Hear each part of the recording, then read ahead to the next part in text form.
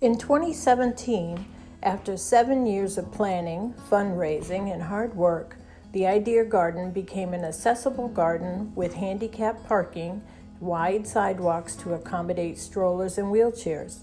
This project allows more visitors to enjoy the garden up close and personal. With the project came construction destruction, leaving a 3,000 square foot area of compacted sod. A basic landscape plan was included in the construction bid. That plan included grass, yews, and serviceberries. This design and planting did not demonstrate good garden design and maintenance. It did not promote environmentally responsible gardening practices. It did not inspire visitors. It showed no continuing educational opportunities for master gardeners. Once the construction crew announced they were done, a group of master gardeners formed to do a site evaluation to determine our soil and drainage conditions, our light conditions, and if there were any utilities we needed to avoid. We then tilled the area to remove the sod, added compost to break up the compaction, and covered it with cardboard and mulch, and began the process of design. Our goal was a more sustainable, environmentally responsible design using more native plants that require less water, almost no fertilizers, and no pesticides. This plan was to be known as the entrance garden, as it was the first thing visitors would see as they arrived. A list of strong criteria was decided upon. Plants needed to be low enough as to not block the view of the border facing the Lincoln Ave entrance, to be attractive enough to entice visitors to come in and enjoy the other gardens, to demonstrate a new gardening movement toward more natural, lower maintenance, pollinator-friendly gardening practices, to be designed so that it can be duplicated in the home garden. We began the process. We came up with a list of do's and don'ts.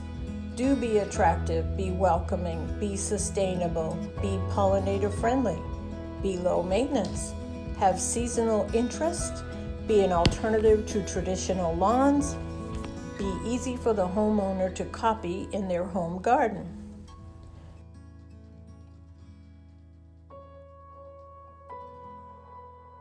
The don'ts: don't be messy, don't be too tall, don't detract from the Idea Garden, and don't let budget dictate the design. We look for inspiration from Piet Oudolf, Dutch garden designer, author, and plant nurseryman, who designed the Lurie Garden in Chicago and the Highline Garden in New York. Piet's guiding rule for creating a prairie meadow style garden is to include 5 plant structure types. A spire. We use salvia and agastaki, an umbel, autumn joy sedum and yarrow, a button, allium, a daisy, coneflowers, plume, Carl Forster grasses, screen or curtain, prairie dropseed grass. Along with Piet's design inspiration, we look to Roy Diblet, the no-maintenance perennial garden author, an Illinois plant nurseryman who was used to supply the plants for the Lurie Garden. His guiding rule is to know the place, know the plant, know where to put them, and know how much time you want or have to maintain them. When we chose our plants, they had to fit more than one of our criteria. For example, our salvia's season of interest is June through September.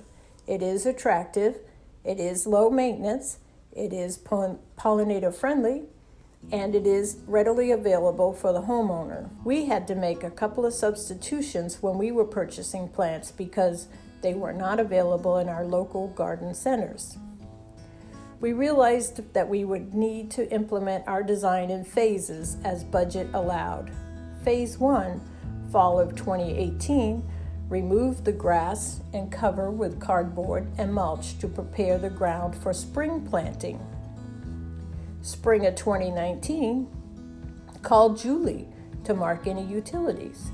Install walkways and begin planting as budget and weather allow.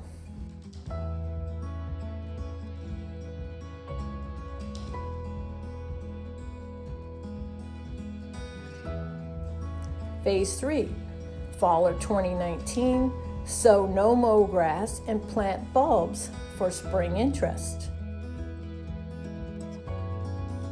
Phase 4, spring of 2020, complete design and plantings in remaining area. Phase 5, maintain, evaluate, and adjust if needed, and enjoy. We are still in the process of designing the remaining areas to finish the final planting phase of the project.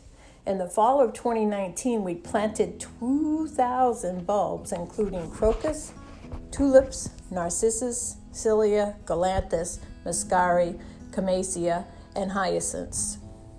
Our plant list and information about them is available on our website, go.illinois.edu/ideagarden. The plant list is under construction and will be updated as plants are added.